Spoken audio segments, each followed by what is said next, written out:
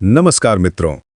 आज मैं आपको ले चलूंगा एक ऐसी आध्यात्मिक यात्रा पर जो आपकी आत्मा को छू जाएगी।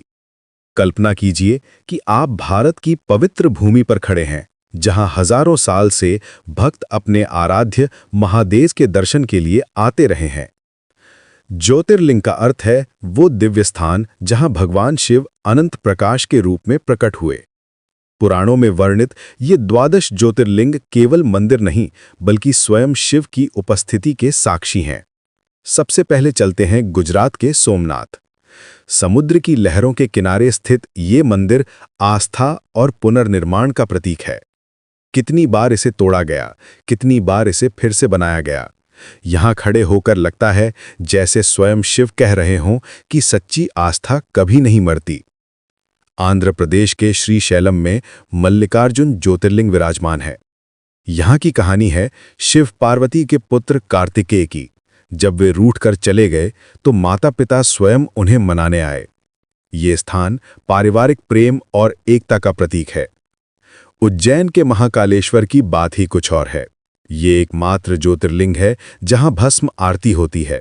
सुबह के अंधेरे में जब भस्म से शिवलिंग का श्रृंगार होता है तो लगता है जैसे काल के स्वामी स्वयं जाग रहे हों। मध्य प्रदेश में नर्मदा नदी के बीच ओम के आकार के द्वीप पर स्थित है ओंकारेश्वर। यहाँ पहुंचकर लगता है जैसे प्रकृति ने स्वयं ओम का आकार बनाया हो।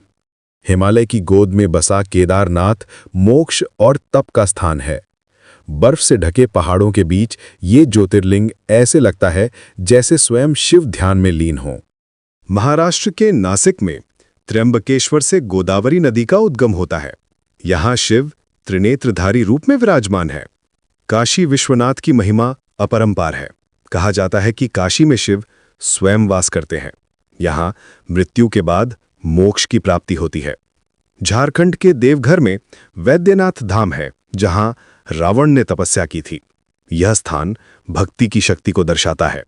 दक्षिण में रामेश्वरम वो स्थान है जहां स्वयं राम ने लंका विजय से पहले शिवलिंग की स्थापना की थी। यह धर्म और कर्तव्य का प्रतीक है। गुजरात के द्वारका के पास नागेश्वर ज्योतिर्लिंग है, जो विष और नकारात्मकता से मुक्ति दिलाता है। अंत में महाराष्ट्र का घृष्णेश्वर, जो द्वादशवां और अंतिम ज्योतिर्लिंग है। यहाँ की कहानी सच्ची भक्ति की जीत की है। ये सभी ज्योतिर्लिंग हमें एक ही संदेश देते हैं कि भक्ति, विश्वास और सत्य के मार्ग पर चलने से ईश्वर स्वयं प्रकट होते हैं। हर ज्योतिर्लिंग में छुपी है एक अलग शिक्षा, एक अलग अनुभव। जब आप इन पवित्र स्थानों की यात्रा करेंगे तो महसूस करेंगे कि ये केवल तीर्थ यात्रा नहीं है, बल्कि आत्मा की खोज है। हर मंदिर में गूंजता है वही मंत्र, हर हर महादेव। ये यात्रा आपको सिखाएगी कि सच्ची श्रद्धा में ही परमात्मा के दर्शन होते हैं।